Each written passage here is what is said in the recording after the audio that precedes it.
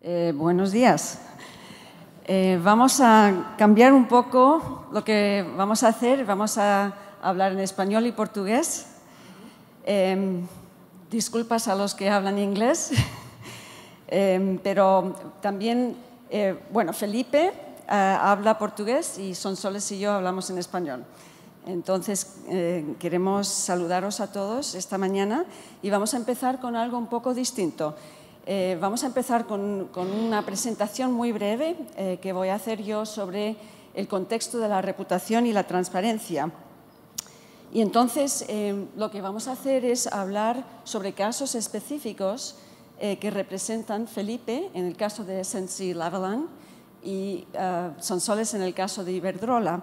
Y quiero poner un poco en contexto lo que ellos van a decir con esta introducción sobre la reputación y la transparencia. Como han dicho un par de personas en el panel anterior, la reputación, la verdad es que es uno de los riesgos más importantes y más destacados de los últimos años y tiene mucho que ver con la era de la hipertransparencia y la era de la media social, donde todo el mundo puede comunicarse consigo mismo, con otros en otras partes del mundo. La información vuela en segundos, no en minutos, ni horas, ni días.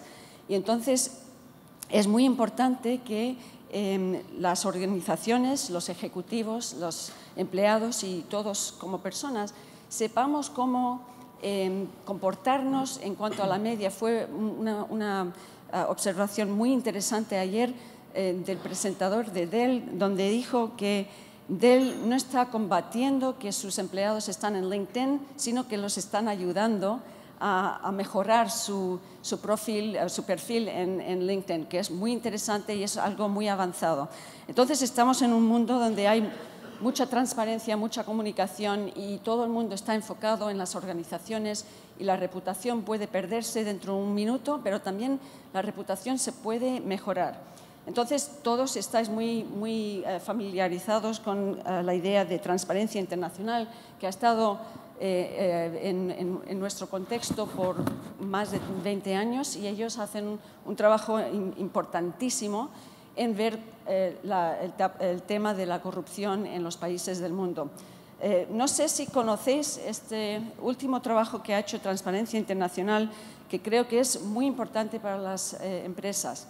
Es un survey que hicieron, un estudio que hicieron el año pasado, 2014, en el que miraron el disclosure, o sea, la información que presentan las empresas al mundo, o sea, la transparencia de las empresas. Y miraron a las empresas, 120 empresas más grandes del mundo, y hicieron una medida de cuánta transparencia tenían cada una de estas empresas. Y cosas muy sorprendentes ocurrieron. Para mí, muy sorprendentes, pero no anticipadas, porque si miráis en la parte izquierda, el color no está muy bueno, pero en la parte izquierda tenéis a las empresas más transparentes del mundo. Y en las 10 empresas más transparentes del mundo no hay ni una empresa americana. Hay muchas empresas europeas. Y también Ecopetrol, que es una empresa colombiana, es la número 12. O sea que es muy interesante ver esto. Al mismo tiempo, si miráis en el otro, en la derecha, hay las empresas menos transparentes de las 120 globales más grandes y hay una empresa americana, y es sorprendente la empresa americana que está en este grupo, Berkshire Hathaway, Warren Buffett, la empresa de Warren Buffett, que es famoso por decir cosas sobre la reputación y, bueno, famoso por decir cosas muy importantes por los últimos 20 años sobre este tema, pero al mismo tiempo su empresa una de las menos transparentes. O sea que la relación entre transparencia y reputación es muy interesante y algo que necesita un poco más de examinación. Puedes tener una reputación muy buena, pero ser cerrado, o puedes tener una reputación quizás no tan buena y ser muy abierto con tu información. O sea que creo que es una cosa que podemos hablar un poco más. Bueno, yo escribí un libro sobre la reputación el año pasado y hice un estudio sobre el tema de cómo vamos a manejar este tema, porque es un tema que los consejos administrativos y los grupos ejecutivos de las empresas del mundo han categorizado como uno de los riesgos más importantes, quizás el número uno. Entonces, añadiría a lo que dijeron en el panel anterior, que hablaron de temas específicos de cumplimiento, de riesgo de cumplimiento, y añadiría que el riesgo de la reputación es una de las más importantes, especialmente para los que estamos en el tema de ética y cumplimiento, porque es un tema que los consejos administrativos y los ejecutivos reconocen. Entonces, es una manera de nosotros conectarnos un poco más directamente con lo que les importa a los ejecutivos y a los consejos. En mi libro cité otro libro muy interesante donde un señor ha hecho un estudio a través de algoritmos que ha desarrollado, porque él es una empresa de seguros de reputación, y encontraron que la media del hit reputacional que ocurre cuando hay algo malo que ocurre, por ejemplo Petrobras, por ejemplo Walmart, cuando algo ha ocurrido que les ha afectado la reputación, bajan una media de 7% el valor cotizado en el mercado. Pero cuando empiezan a construir de nuevo los programas importantes que les dan los controles, el manejamiento de riesgos, etcétera, pueden no solamente subir los 7% que bajaron, pero pueden también subir otro 13.5%. Y eso es para las empresas que están cotizadas. Entonces, eso para mí es muy importante, porque eso quiere decir que si tú tienes un programa fuerte al principio, no vas a tener que perder el valor en primer lugar, y en el segundo lugar estás construyendo valor a través del tiempo, un valor más sostenible, y eso es una de las cosas que creo que son muy importantes. Mi definición de reputación, del riesgo de la reputación, es que amplía otros riesgos. No es que sea un riesgo que se queda aislado y separado de los otros riesgos. Es un riesgo que amplía otros riesgos como la corrupción, el fraude, anti-money laundering, etc. Aquí hay un grupo de empresas o de organizaciones, y veis que el número 6 es FIFA. Hablamos mucho de FIFA en estos días. Pero esto es un índice y también refleja lo que está ocurriendo en el mundo hoy con el Big Data Analysis que está ocurriendo, donde este grupo RepRisk, con los que trabajo, tengo una relación estratégica, son un grupo suizo que hace Big Data Analysis de la reputación de todas las empresas y todos los proyectos importantes a través del mundo, a través de un algoritmo. Y este es el grupo de empresas del año pasado más controversiales que ellos encontraron el año pasado. Entonces, el número 1 es la empresa coreana que tuvo el accidente horrible donde murieron muchos niños, 300 personas murieron en un barco que había violado toda clase de leyes. También está por ahí General Motors, que me imagino que habéis oído el problema que han tenido ellos, Uber Technologies, FIFA y otros. Aquí tenemos uno que es reciente, un snapshot reciente sobre Petrobras, que también es el número 1 ahora en cuanto a las empresas más controversiales en la media mundial. Y aquí veis un análisis un poco más enfocado. Ellos miran a los riesgos ESG del ambiente, sociales y de gobernanza. Y el ambiente está en verde, en la parte de arriba, los riesgos sociales en amarillo y los riesgos de gobernanza en azul. Y si veis, el azul ha subido dramáticamente en los últimos meses porque el problema que ha tenido de corrupción Petrobras. Entonces, esto se refleja de nuevo en la reputación que tienen ellos en el mercado. Voy ahora a hacer unas observaciones muy rápidas para que podamos ir a los casos. El riesgo de la reputación es algo que se añade o se amplía los otros riesgos, no es algo que es standalone.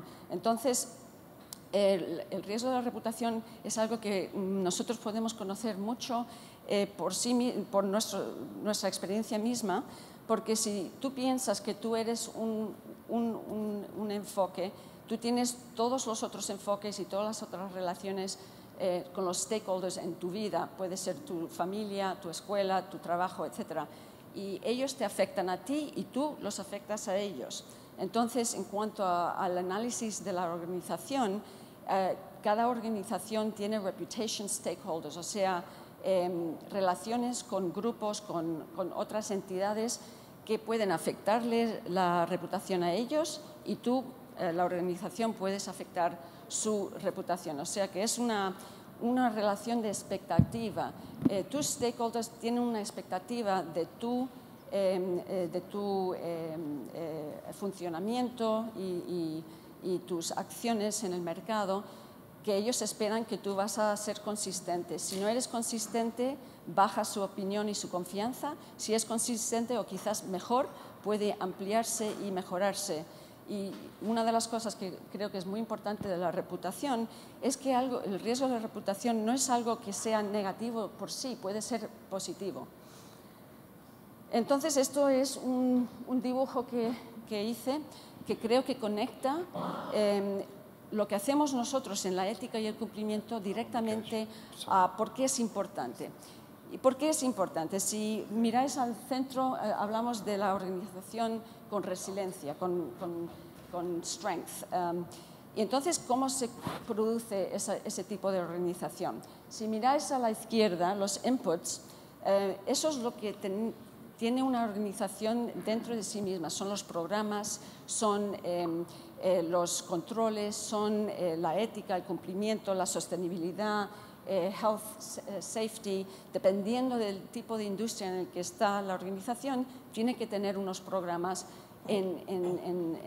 por sí mismos bien desarrollados. Pero esos programas no van a existir de una manera robusta si no tenéis lo que yo llamo los enablers, o sea, los que catalizan la posibilidad del programa, de los controles, etcétera, y les dan el presupuesto que necesitan, etcétera. Y eso tiene que ver con el liderazgo, con la gobernabilidad, o sea, el consejo de administrativos, el tipo de la estrategia, etcétera, y la cultura. Entonces, si no hay estos catalizadores de los programas, entonces no hay sincronicidad entre las cosas más importantes que van a afectar los outputs, que es la parte a la derecha vuestra. Los outputs son las acciones en el mercado, son los resultados financieros, son los resultados también de ESG, o sea, ambientales, sociales y de gobernanza. Donde existe la reputación, el riesgo de la reputación es cuando no hay sincronicidad entre los enablers y los inputs.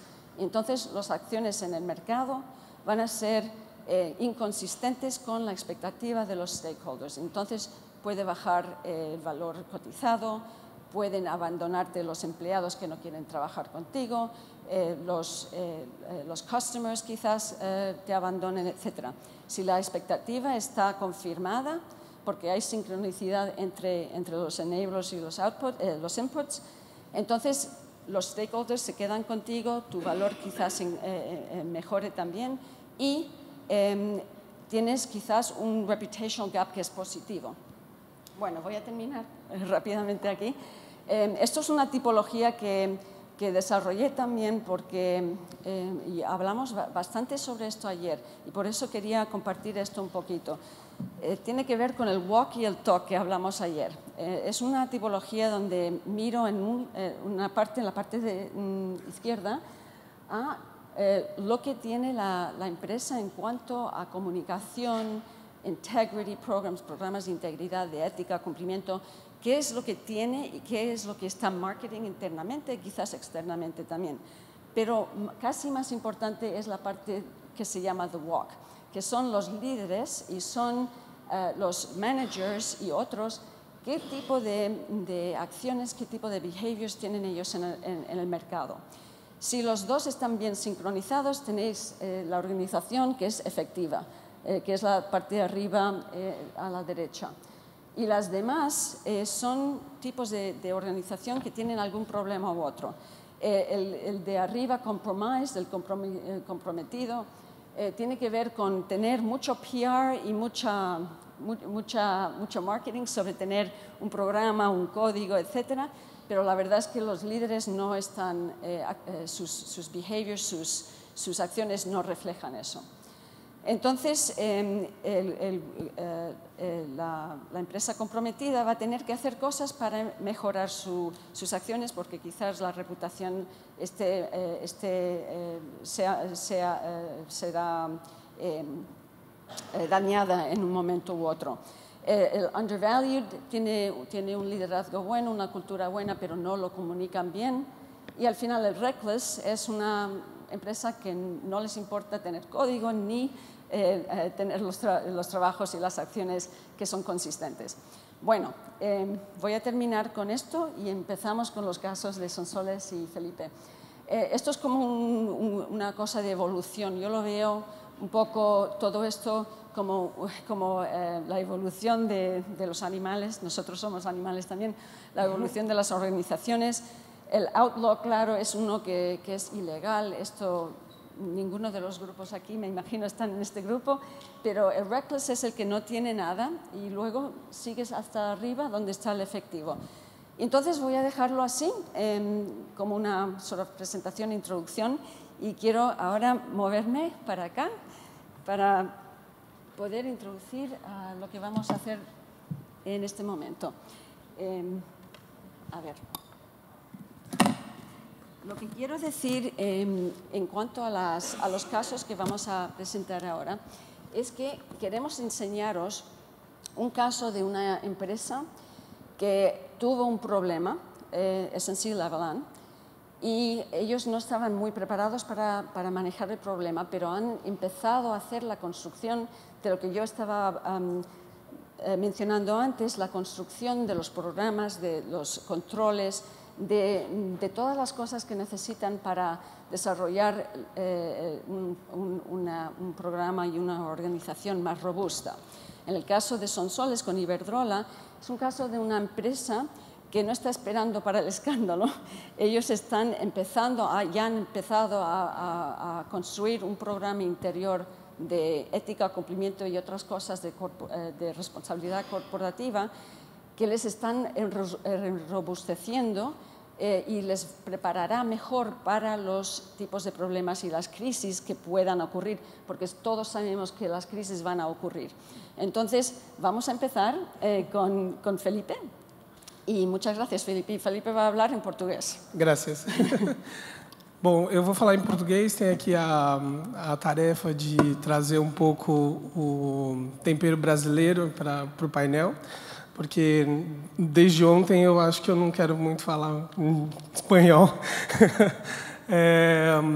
Bom, para as pessoas, primeiramente, acho que foi importante ontem, um dos keynote speakers falou que se você acha compliance caro, tenta pagar para ver. Eu acho que, para aqueles que não conhecem, o caso da SNC-Lavalin é um caso que ainda é interessante porque ele ainda não terminou. E eu preciso primeiro um pouco explicar o que a empresa faz para vocês terem um pouco da ideia de qual é a imensidade que o problema de corrupção e reputacional que nós sofremos. A SNC-Lavalin é uma empresa de infraestrutura e construção. Então, por si só, ela já atua num mercado extremamente de risco de compliance. Basicamente, a empresa atua em 4 grandes mercados, que seria óleo e gás, mineração, metalurgia, energia e infraestrutura, que são também mercados onde a gente encontra grandes riscos de compliance. Tudo se iniciou em 2012, quando explodiu um escândalo em Montreal. A empresa ela é baseada no Canadá. E era um escândalo relacionado a 2 projetos que fizemos em Bangladesh e na Líbia. É uma empresa multinacional, a gente atua no mundo todo, tem mais de 50 escritórios em diversos países. E naquele momento não havia um programa de compliance, não tinha nenhum tipo de esforço em relação ao que estava ocorrendo. Obviamente, qualquer um conhece a mídia norte-americana, sabe que eles extensivamente falam muito sobre o que está ocorrendo, e entrevistas e funcionários. Então, literalmente, a gente fala de due diligence, de business partners. Se alguém for jogar o nome da SNC Lavalin no Google, vão ver todos os problemas que nós estamos passando.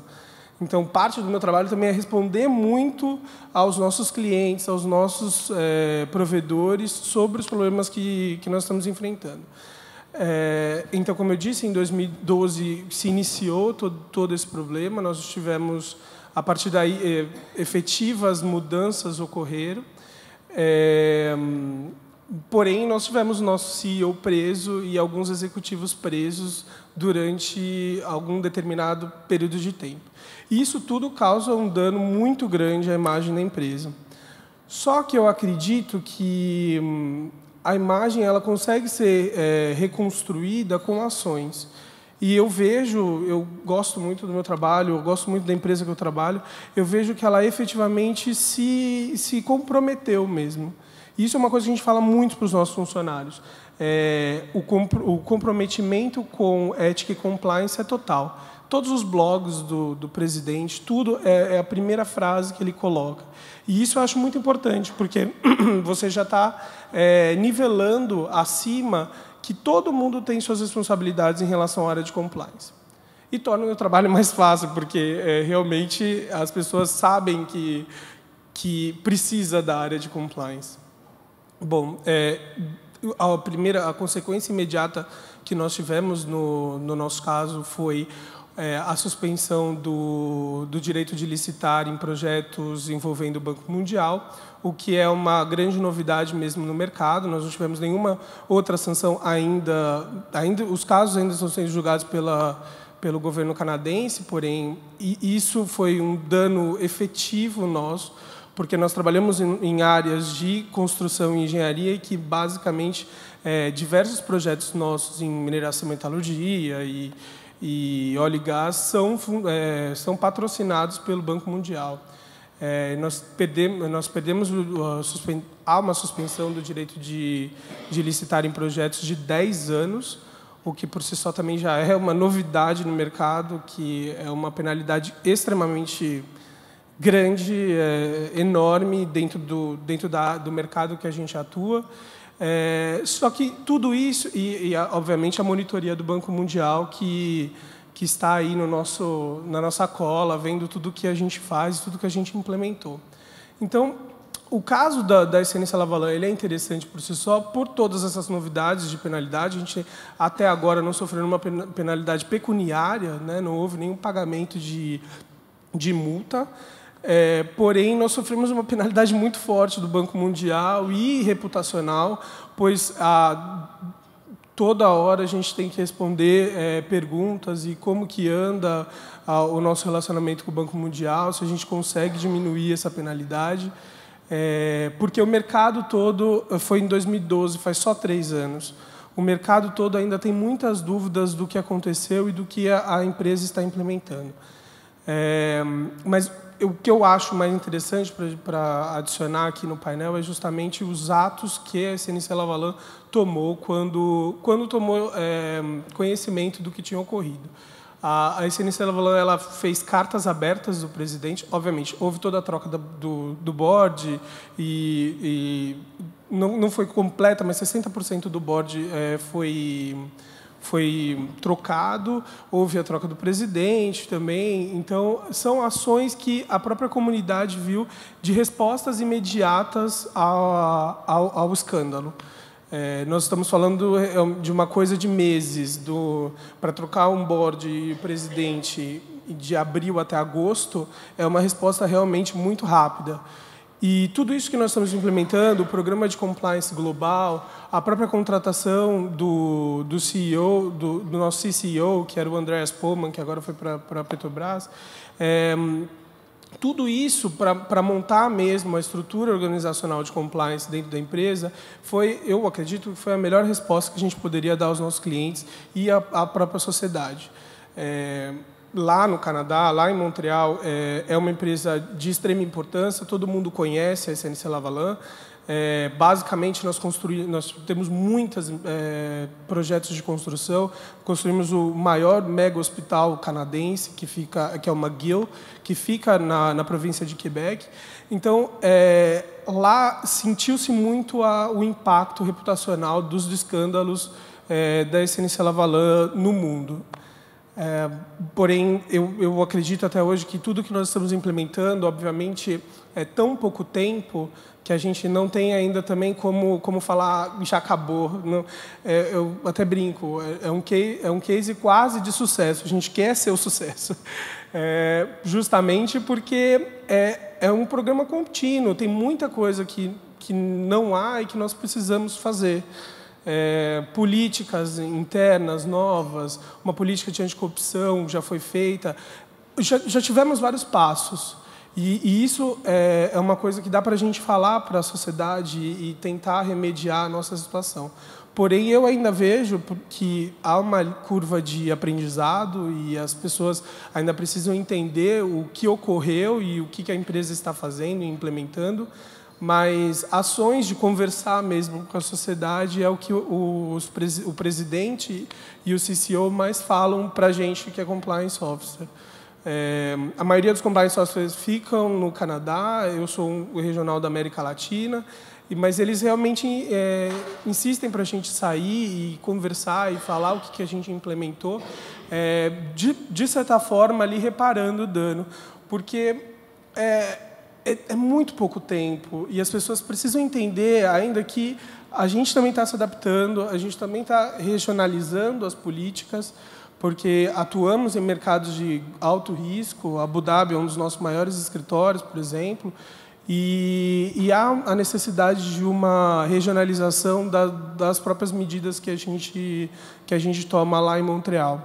Então, isso tudo é extremamente divulgável. Eu posso até passar para vocês. Há um site, dentro do site da SNC Lavalin, inclusive, que ele explica todos os passos que a gente tomou e as políticas que nós implementamos, justamente porque é aquilo, a gente quer ser reconhecido como uma das empresas mais éticas do mundo. Para fazer isso, eu preciso instruir o meu próprio mercado. A intenção da SNC Lavalin é realmente limpar todo, tentar, né, ajudar ao mercado de infraestrutura, construção, que é um mercado de alto risco, porque tem uma reputação ruim. Então, a intenção da SNC Lavalin é justamente ser transparente com as ações para ajudar as comunidades que a gente trabalha. Ontem a gente até achei interessante que alguém colocou do fato da empresa visar o lucro, obviamente, mas ela tem ali a sua responsabilidade social, e isso tem a ver com a reputação. Isso é muito ligado àquilo que a gente faz, porque nós estamos atuando com pessoas. E a reputação, realmente, quando acontece um escândalo, no momento de crise que a gente ainda está vivendo, é muito importante saber quais são as ações que a gente vai tomar. Era isso. Bueno, muchísimas gracias, Felipe. Habéis tenido un ejemplo de la crisis y el struggle de tener que reparar un montón de cosas y ser más transparente, mejorar la reputación. Les va a durar mucho tiempo hasta que lleguen a otro nivel más ético, más alto de cumplimiento y de reputación. Pero es un ejemplo de lo que os enseñaba antes, de cuando ha bajado mucho, ahora están subiendo y están empezando a construir toda la resiliencia que necesitan. En el caso de Iberdrola y Sonsoles, Ellos han estado construyendo un programa de ética y cumplimiento varios años ya. También tienen un programa de responsabilidad social y están haciéndolo porque piensan que es importante parte de la cultura y también porque les va a dar más fuerza, más resiliencia en el largo plazo. Entonces, Sonsoles, si nos puedes compartir con nosotros lo que estáis haciendo y cómo lo estáis haciendo, te lo agradecería mucho. Pues muchísimas gracias y buenos días a todos. Yo, como dice Andrea, mi empresa es Iberdrola. Para aquellos que no la conozcáis, somos una empresa eléctrica, una de las mayores utilities en el mundo por capitalización bursátil, que ha crecido de forma muy rápida durante los últimos 10 años. Digo esto porque es importante saber de dónde venimos para contaros cómo es el sistema de cumplimiento que hemos implantado. Básicamente ahora, sitios importantes para Iberdrola tenemos en Estados Unidos, en México, en España, en Reino Unido y también en Brasil, donde aquí hay dos personas representantes de compliance de dos empresas que tenemos. Aquí somos el mayor distribuidor de energía por número de cliente.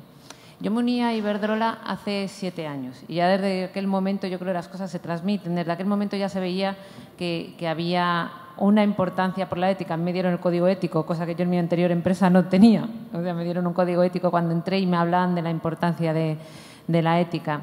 Yo entré como auditora interna. Yo toda mi vida he sido auditora interna y entré de auditora interna de uno de los negocios de allí. Si hubiera sabido que 5 años después me iban a encargar, el presidente del Consejo me iba a decir: Sonsoles, ahora tienes que implantar una función global de ética y cumplimiento, no sé si hubiera empezado a correr y no hubiera parado hasta hoy. Lo mismo estaba en Río, pero corriendo desde España.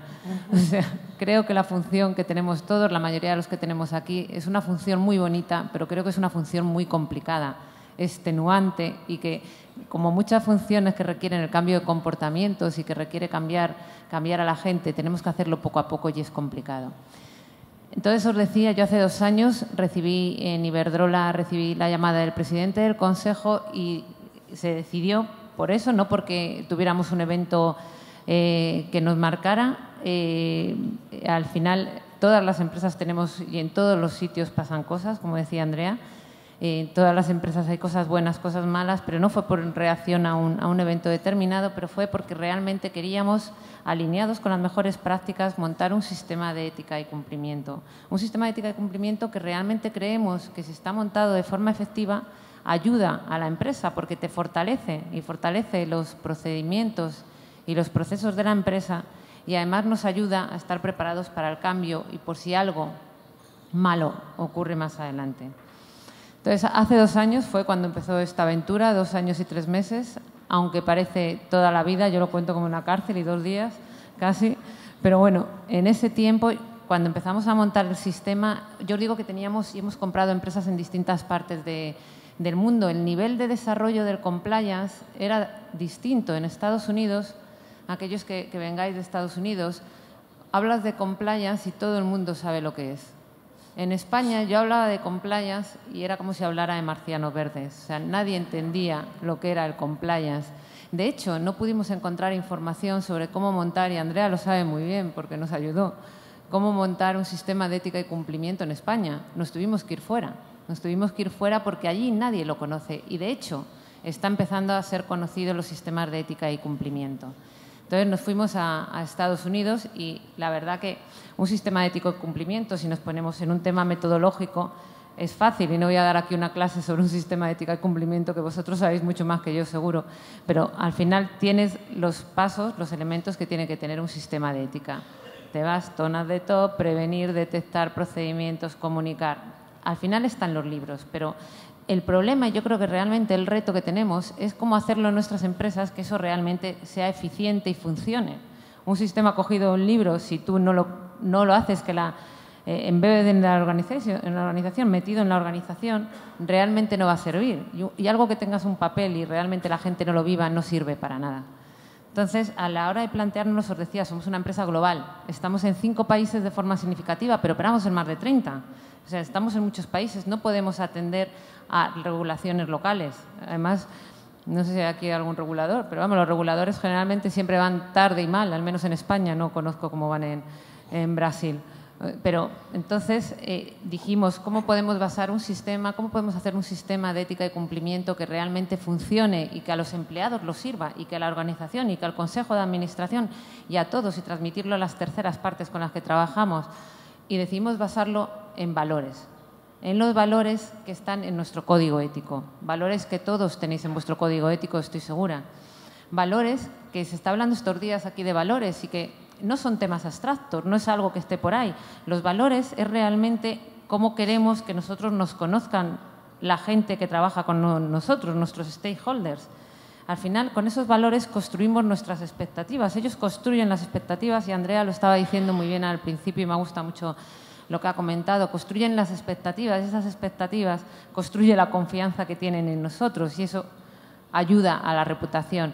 Con un sistema de ética de cumplimiento, al menos en mi punto de vista, nuestro sistema de ética y cumplimiento no tiene como misión mejorar la reputación de las empresas, pero sí que un sistema de ética y cumplimiento, y realmente lo creo, basado en valores, sí que ayuda a mejorar la reputación de las empresas. Y Andrea lo ha definido también en términos de cotización, lo que puede ser. Nosotros somos cotizada en España, próximamente en Estados Unidos también, lo que puede influir. Imaginaros, nosotros tenemos dentro de los valores, como tenéis vosotros, me imagino, seguridad laboral o el respetar el trabajo infantil. Si sale en un periódico Iberdrola en el país X ha tenido un problema pero ha cumplido con la ley, ¿nos serviría eso? Reputacionalmente serviría. Iberdrola está trabajando con niños en no sé dónde, pero eso no serviría.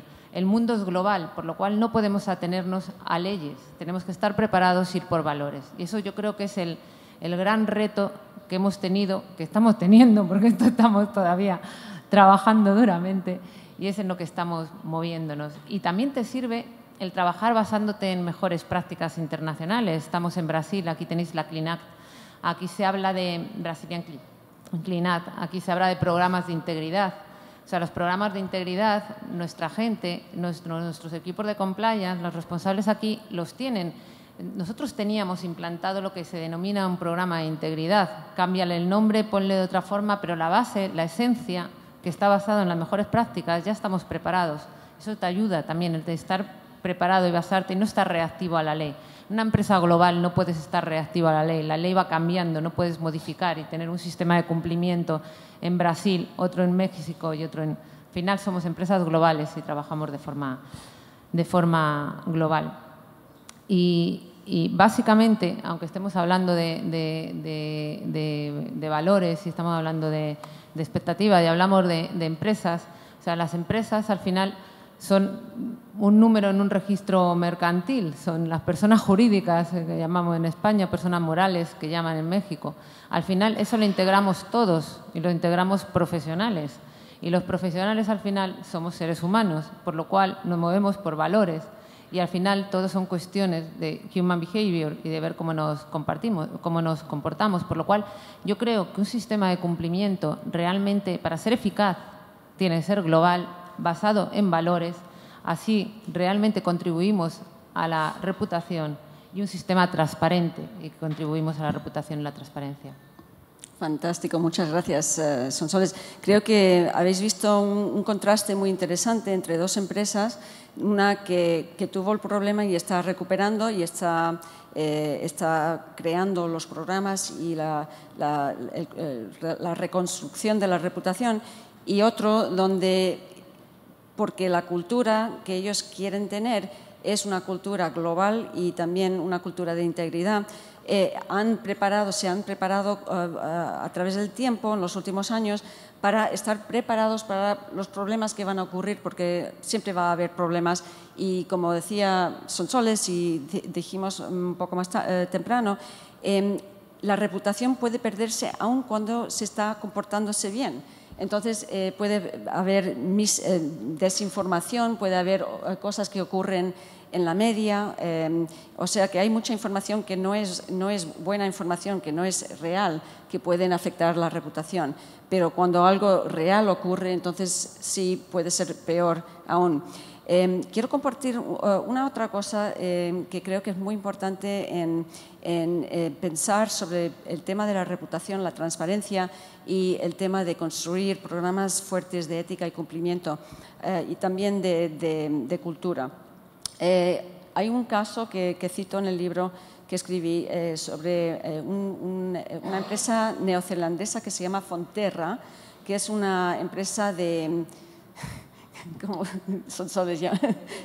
Era de dairy products. No quiero, de leche, bueno. Lácteos, exacto, sí, gracias. Una empresa de lácteos de las más grandes del mundo que está en Nueva Zelanda y también vende todos sus productos a través de Asia. Y ellos tenían hace unos años un supply chain a China, donde era uno de sus mercados más grandes. Y en ese momento uno de los proveedores que ellos tenían en China, que se llamaba Sanlu, era un proveedor que estuvo involucrado en el problema de la melamina que se introdujo a la leche infantil, que tuvo consecuencias terribles. Varios bebés murieron y miles y miles de bebés se pusieron muy enfermos. Sanlu fue en bancarrota y bueno, sus ejecutivos fueron ejecutados por los chinos. Mientras tanto, Fonterra tenía el efecto de la reputación porque ellos los habían usado para su supply chain, su cadena de proveedores en China. Entonces, Fonterra tuvo un momento muy importante donde tenían que pensar cómo vamos a mejorar nuestra reputación, cómo vamos a hacer negocio en China en esta manera tan riesgosa de tener un supply chain que no podemos tener mucha confianza.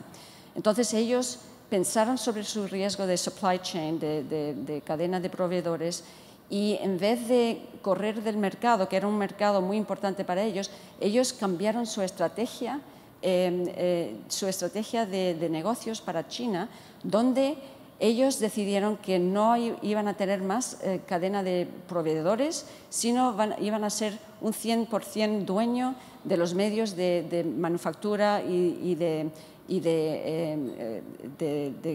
cómo se vende la leche y sus productos lácteos en la China. Ahora ellos son 100% dueños de todo lo que tienen en China, que les da el control de la calidad, les da el control de la cultura y de otras cosas que ocurren en sus medios en la China, y ellos ahora tienen más rentabilidad que en su historia en cuanto a los productos que venden en la China.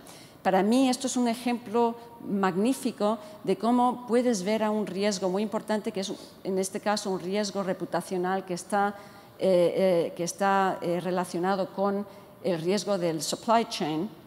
Cómo puedes no solamente bajar el riesgo, pero a través de bajar el riesgo también encontrar una mejor estrategia de negocio.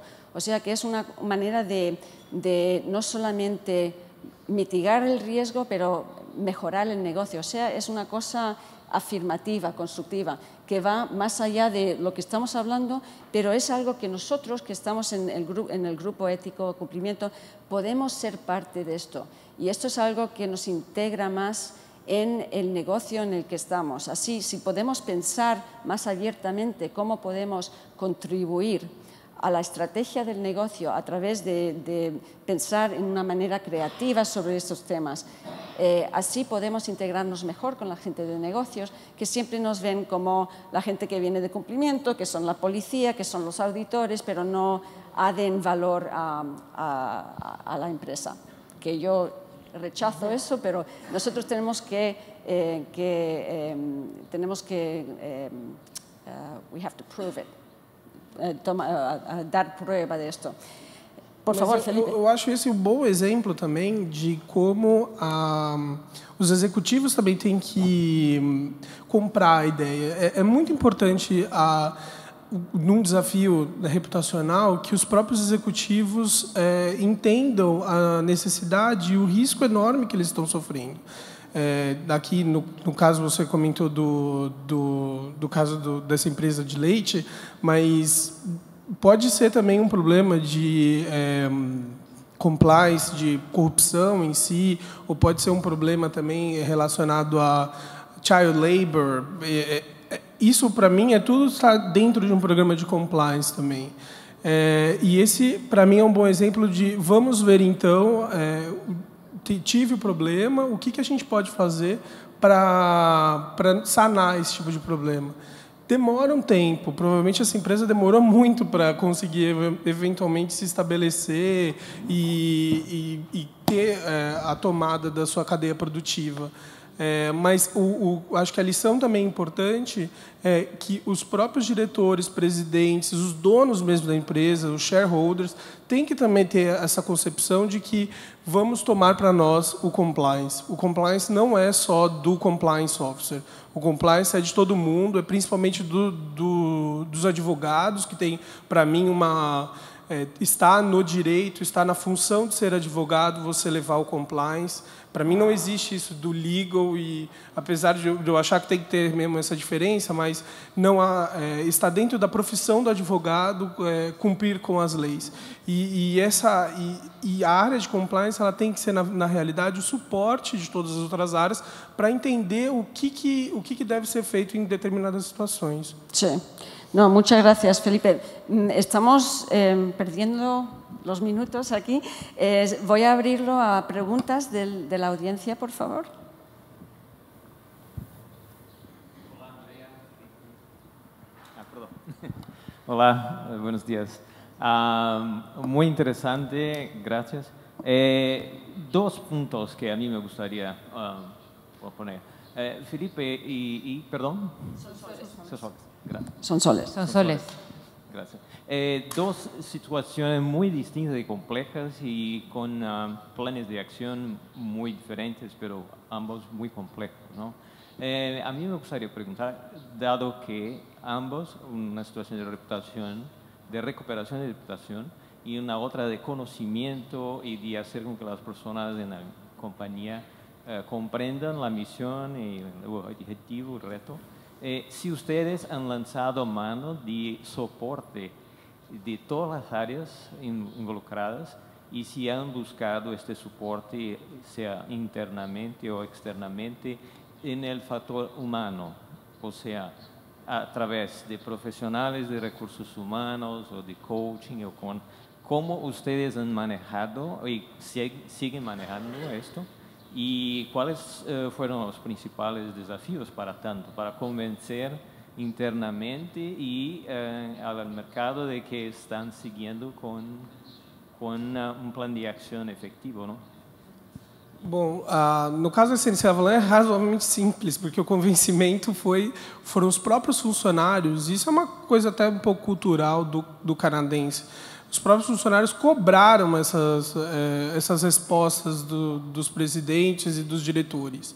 E tanto eu brinco que se você jogar o SNC no Google Images, você vai ver várias manifestações, como a gente tem o nosso panelaço aqui no Brasil, mas tiveram várias manifestações porque realmente foi um caso emblemático da própria cultura canadense, de que é um país que não havia, o índice de percepção deles é lá embaixo.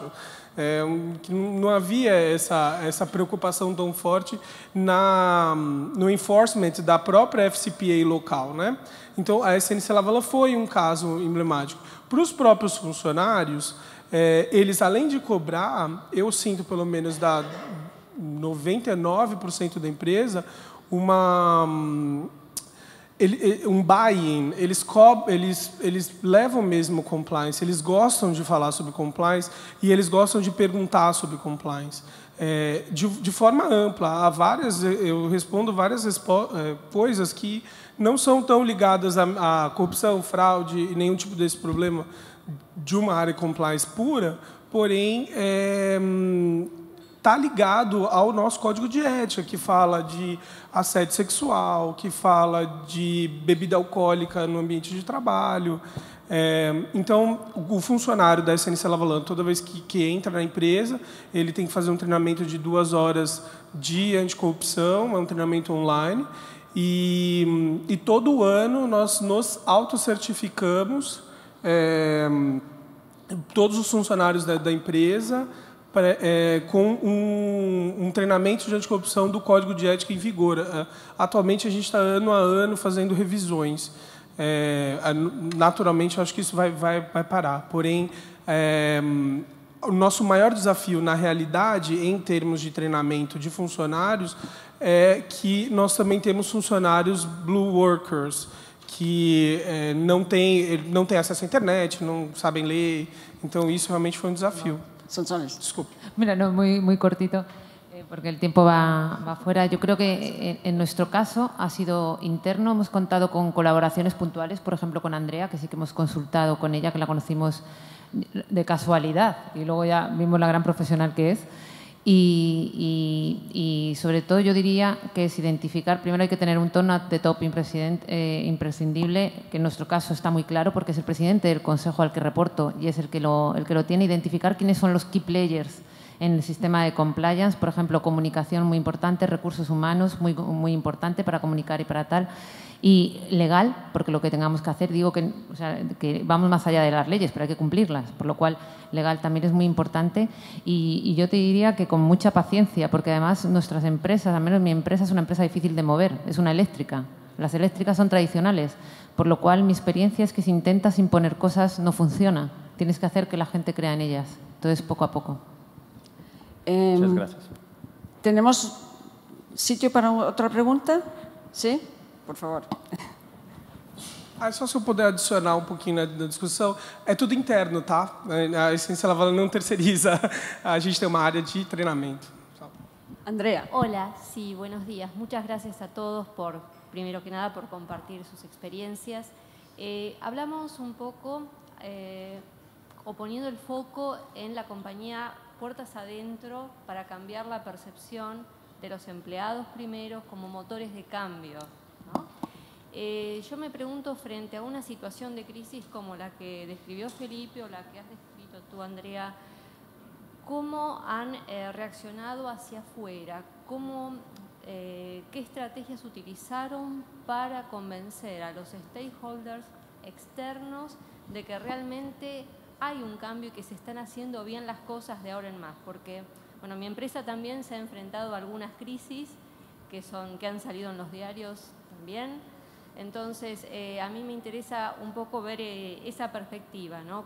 ¿Cómo convencieron de que están haciendo ahora distintos esfuerzos para cambiar? Bom, nós da Essência Lavalin, a gente tem um mapa de stakeholders e um plano de ação. Primeiramente, dentro da crise, a gente fez um Open Letter.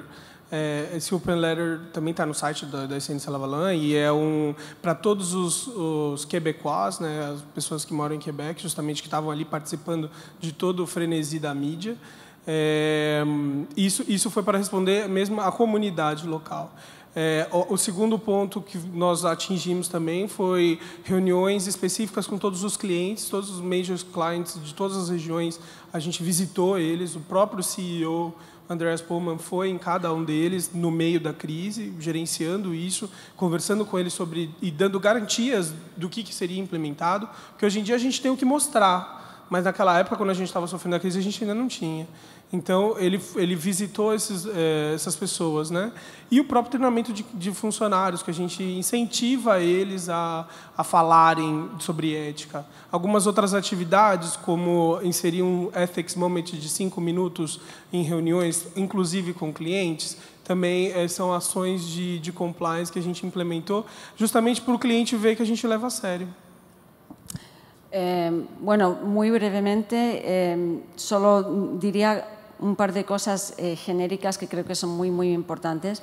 En adición de tener los programas internos, de desarrollarlos como han hecho en Iberdrola y ahora están haciendo en Essência Lavalin, hay que tener un programa de Enterprise Risk Management que está muy bien desarrollada para que los riesgos más importantes se sepan, pero también un programa de plan de crisis que sea, pero muy bien entrenado, muy bien con escenarios, con posibilidades en avance de los problemas y un plan donde se puede hablar con la gente exterior y los empleados también cuando ocurran estas cosas de una manera muy bien informada y consistente.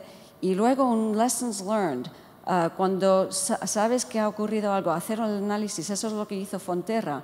Lessons learned, cambiaron la estrategia y tomaron ventaja de un riesgo. Entonces hay un sistema como una evolución de cosas que las empresas deben de hacer para desarrollar esa resiliencia interna que también les da implicaciones positivas en el exterior. Me imagino que no tenemos más tiempo. Kevin. ¿Una pregunta más? ¿Sí? ¿No? No. Sí, no. Ok, nos están echando. Muchísimas gracias, Sonsoles y Felipe.